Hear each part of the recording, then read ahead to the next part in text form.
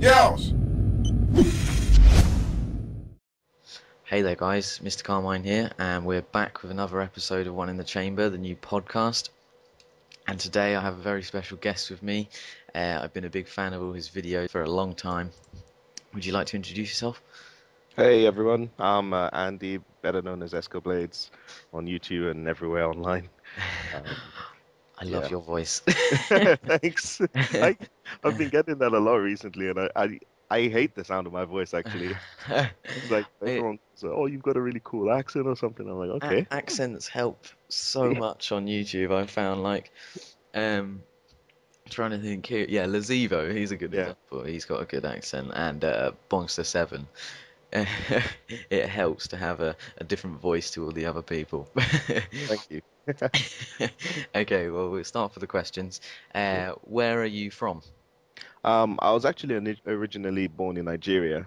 I lived there for the first 14 years of my life, and then I moved over to England, sort of like to finish secondary school, and I've Yeah. been here ever since, really. So I'm in the UK.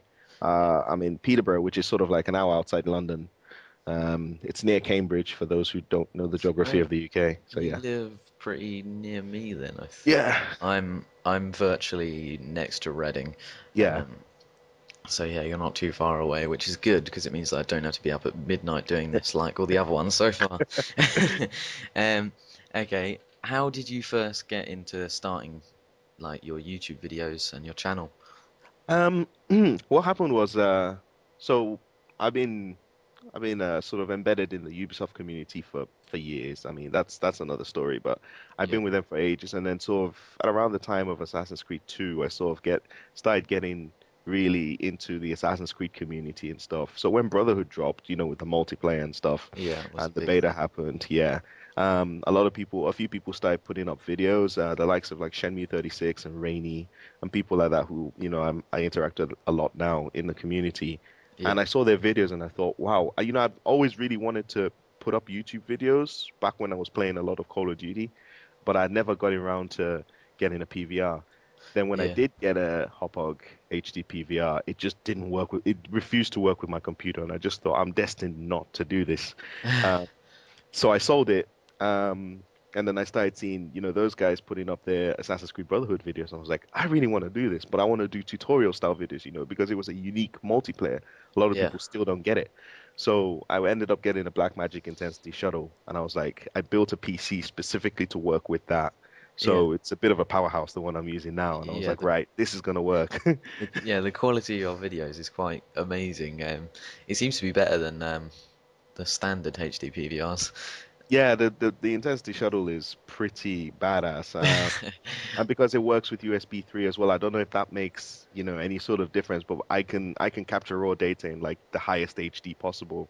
So it helps when I kind of encode it. It still looks really good and stuff when I do a bit of color correction and shit. So, Yeah. that's how I started really. I was inspired by those guys and it made me sort of redouble my efforts to do stuff.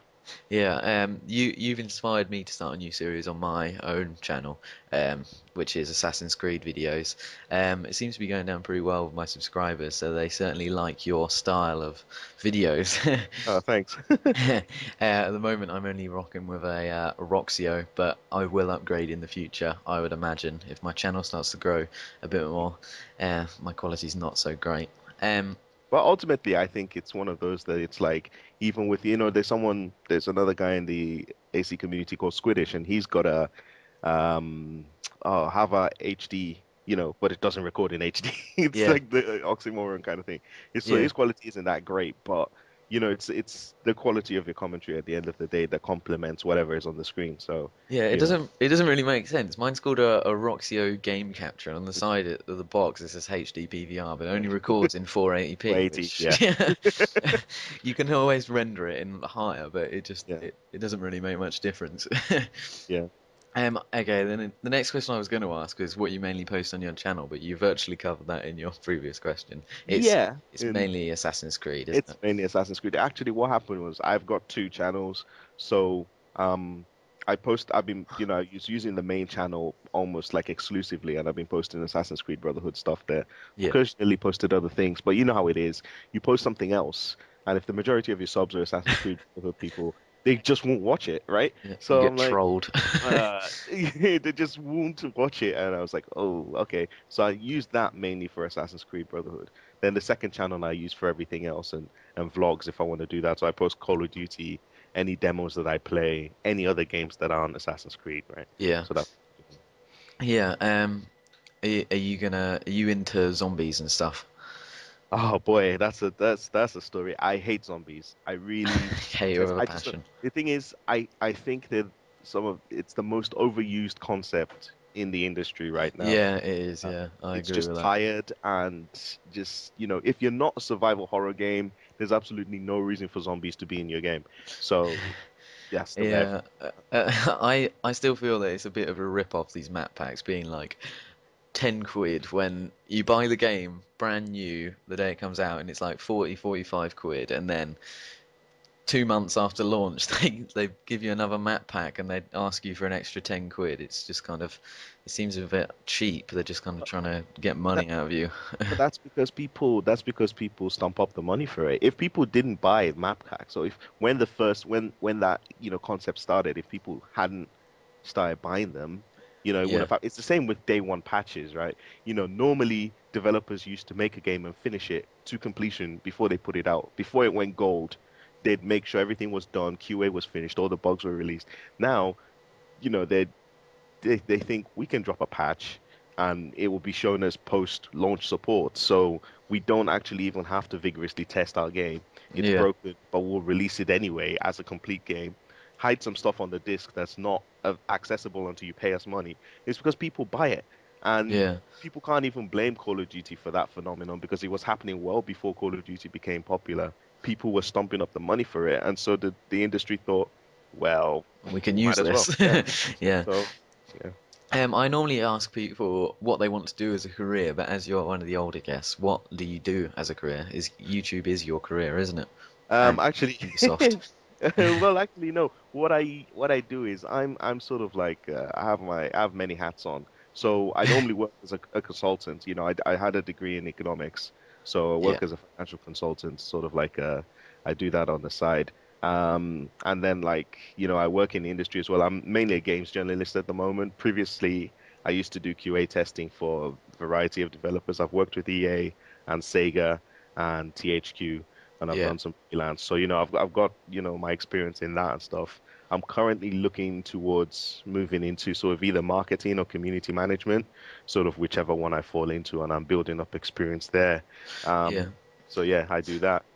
And then I said, I guess I unofficially sort of help Ubisoft out in yeah, everything. So yeah. Do you what? When does the Revelations beta drop? Is it? okay, so the beta drops September 3rd. It's actually there's an exclusive period, September 3rd to September 8th, which is for PSN Plus users and those who have their Uplay selected Uplay account members, basically, let's call it that. It's Once only PlayStation, isn't it? it's only PS3, yeah, no Xbox. I Oh, mentioned this on a podcast I did with some of the developers, and yeah, yeah. the Xbox fanboys were not happy, which is understandable. But like, this is one of those things that I Sony put up their money for. yeah. So it's the Brotherhood beta was the same thing. So Yeah. after that exclusive period, then it's open to all PS3 members after that first week. I'm I'm dying to get a PlayStation 3 before the beta drops, but I can tell that it's not going to happen because I simply don't have the money to do it.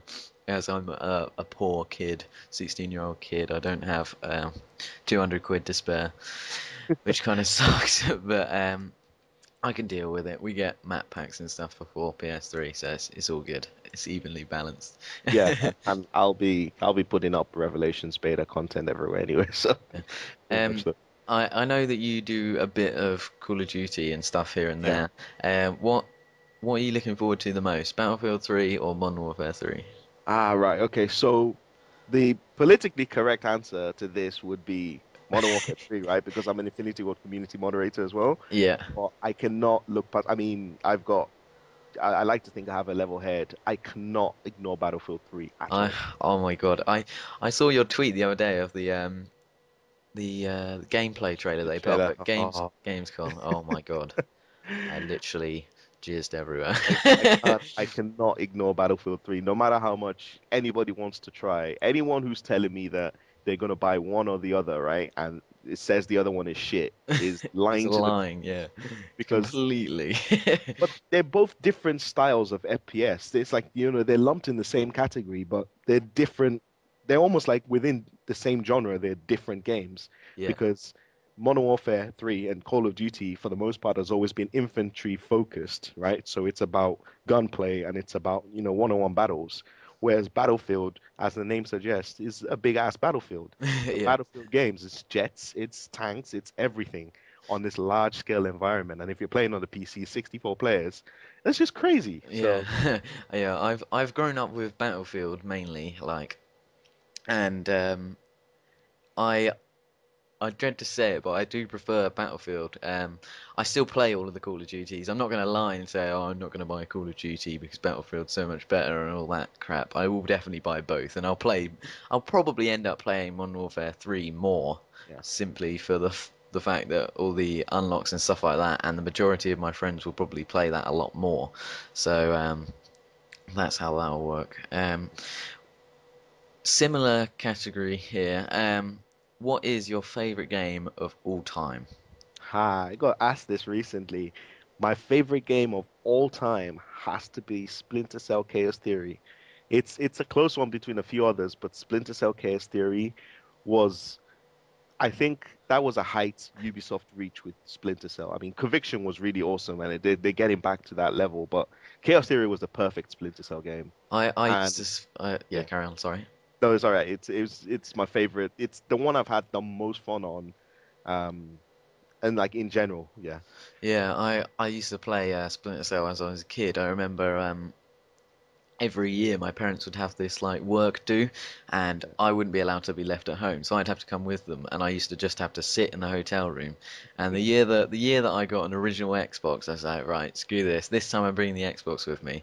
And at that time, the best game out was either Halo 2 or Splinter Cell. Yeah. And I remember playing Splinter Cell in this dark little room at like midnight on my own. Oh God. It's such a good game. Um, So. when it comes to Call of Duty or Battlefield, what kind of player are you? Are you the one that likes to run in and like a nutter, or just sit back and pick people off? I am because I've always played on a team. I've always had a group of players that I play on, and we've always had specific roles. So we kind of bring that battlefield element into Call of Duty, and it really helps. So usually you have a team of six. We've got two people who are long range snipers who will just sit back and cover our ass. Yeah. Two mid range guys with the assault rifles. I'm that guy with the SMG going in and fucking everybody else's shit up. Sorry, I don't know if I can swear on your podcast, No, but it's fine. I'm that guy going in and wrecking stuff and messing up their setup so that they come out and the snipers pick them off, right? You're the Sandy Ravage of the team. Yeah, I'm the guy with a P90 just messing everybody up, getting my 5 kill streak, dying, and then like dropping the airstrike on them. Yeah, I'm that dude. So Do you ever do any competitive stuff with Call of Duty or anything like that?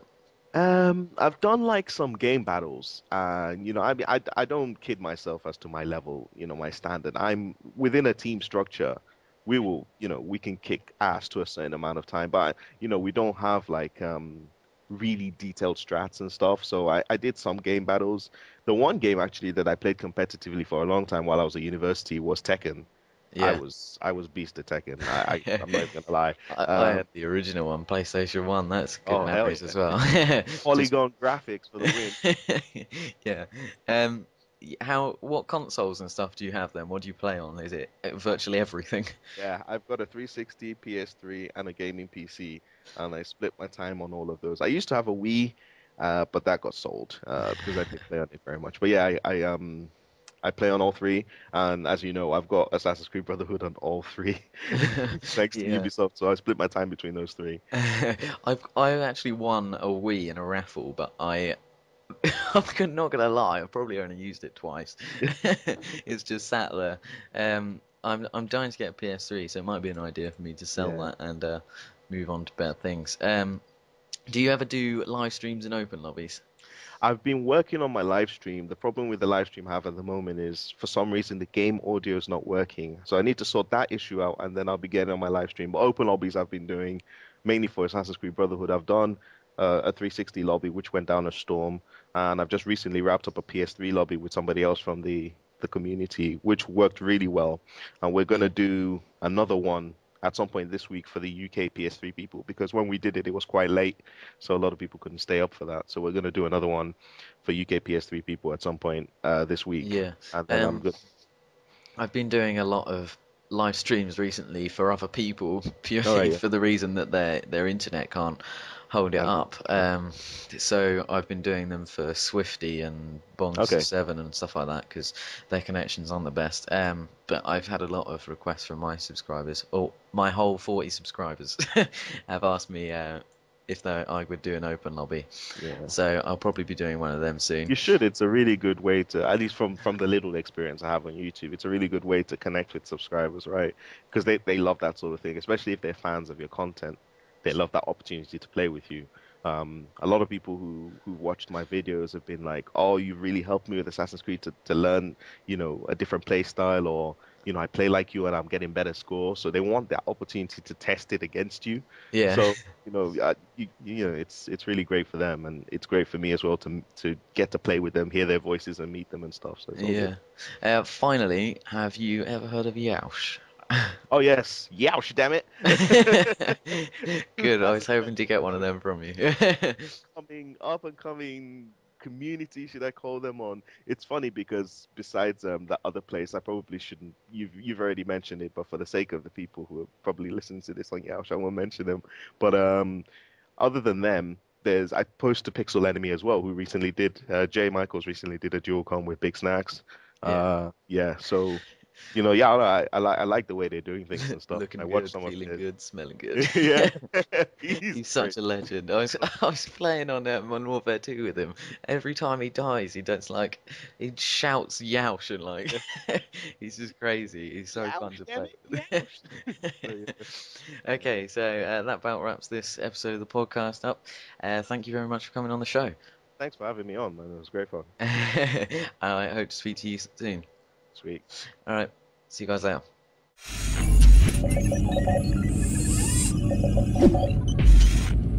Yeousch!